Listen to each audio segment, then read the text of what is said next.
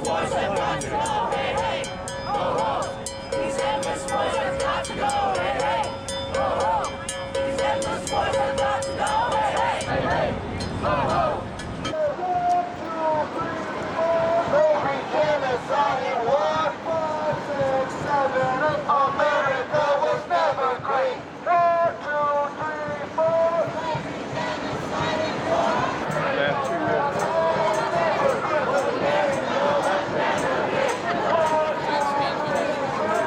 First, not America first. Humanity first, not America first. Humanity first, not America first.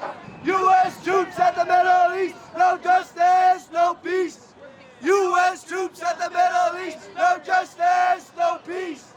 U.S. troops at the Middle East, yes, no peace. U.S. troops at the Middle East, no justice, no peace. We just don't want there to be a war with Iran. We think this whole thing has been ridiculous. It's been 18 years of nonstop war in the Middle East. They're just trying to blow up every single country out there, and I don't know what else to say. It's time for it to end.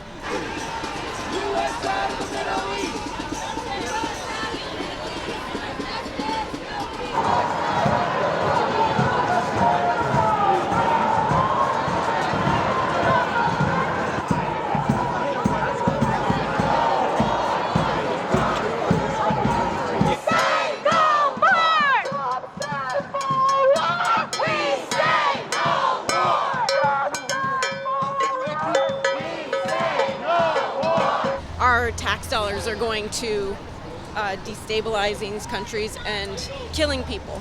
And we need so much here at home. Number one terrorist, U.S. imperialist. Number one terrorist, U.S. imperialist. Occupation is a crime. From Iraq to Palestine. Money for jobs and education. Not for war and occupation. Money for jobs and education. Not for war and occupation.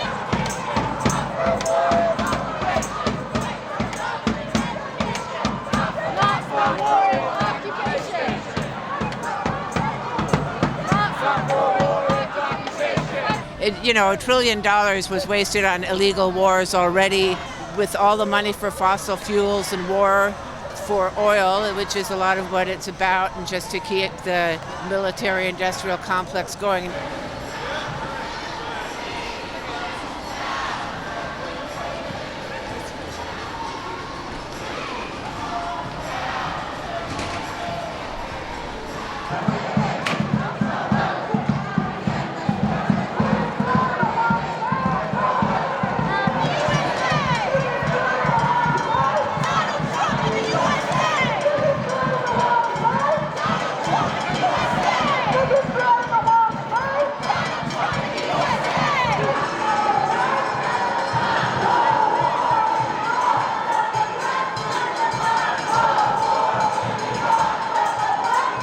Americans don't understand the consequences of war, so they can joke about it.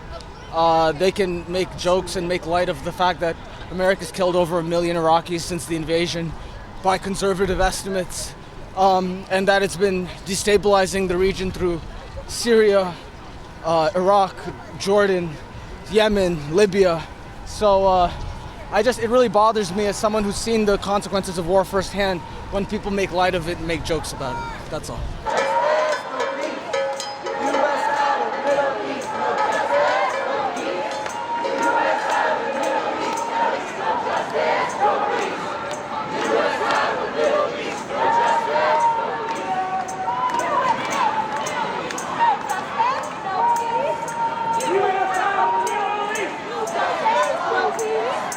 U.S. out of the Middle East!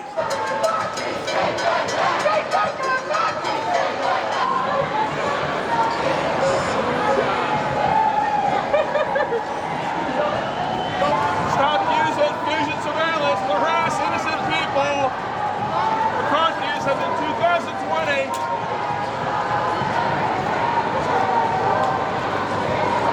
We are a very far cry from where we were in 2016, where we had a pretty effective peace agreement with Iran, to pulling out of that agreement and then continuously escalating tension in that area to the point where we're now very likely going to be going to war. And I think a lot of people are going to die, and I think a lot of the people who are supporting this war are the people who are going to be chanting about supporting the troops, and they're the ones who are going to kill them.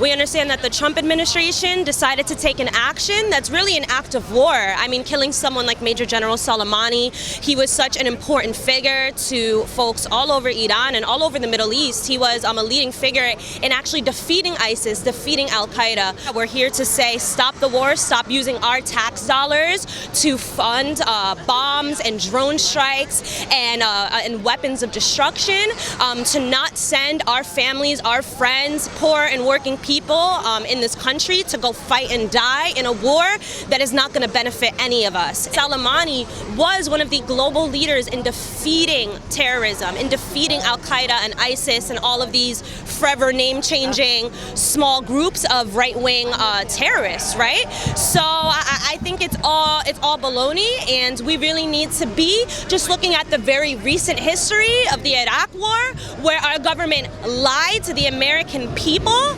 claimed that Iraq had weapons of mass destruction, and ended up devastating that country. That nation is in shambles. And we're here to say no more wars for profits, U.S. out of every corner of this world, and saying that us as Americans, we do not condone the actions of our government, and we stand in complete solidarity with the people of Iran and the people of the Middle East.